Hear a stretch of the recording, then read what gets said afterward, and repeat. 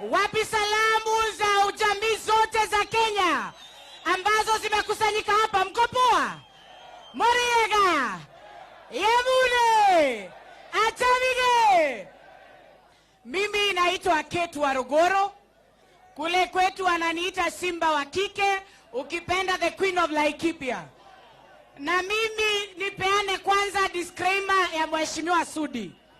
Mimi si mtu wa kukatiwa na Junet Mohamed. Junet Mohamed si saizi yangu. Mimi natafutanga tall, dark and handsome.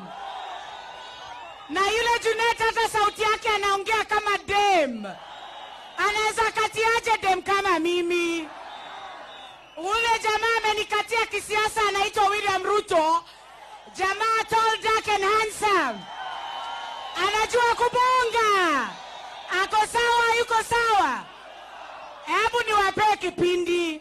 Mademu wote wa mama na mayutu wote. Sisi tumeamua ule kukaa tumfuati. Tunatafuta dume ambayo ako na ability ya kuongea sheng tukiongea. Anaelewa vijana bila kazi. Anaelewa chali hajakatia dem hana bibi. Anaelewa hamna pesa kulipa maternity. Anaelewa maana ya free primary education ni nini. Anaelewa maana ya help ya university ni nini. Hapo ni sawa. Ya pili mimi niseme hivi. Deputy President, the same way my brother Ababu Namwamba has stated it. History itaandikwa siku ya leo. Watoto wote, masikini, matajiri na makabila yote. Mkutano yetu ya kwanza hapa Eldoret. Mwaka wa Mungu ambao tulitarajia umefika. Na vita ambayo iko mbele yetu kwa sasa. Sio vita ya William Ruto na Raila Odinga.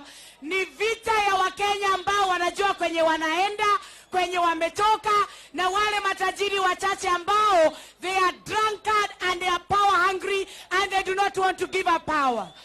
Na niwaambie ukweli siku ya leo, ule mzee wa bodo tumekunywa chai na yeye. Niwaambie siri moja. Ule jamaa Uhuru hamtaki. Hata hii akina Matiang'i hawamtaki. Wamekosa alternative ya kuleta apige compare William Ruto.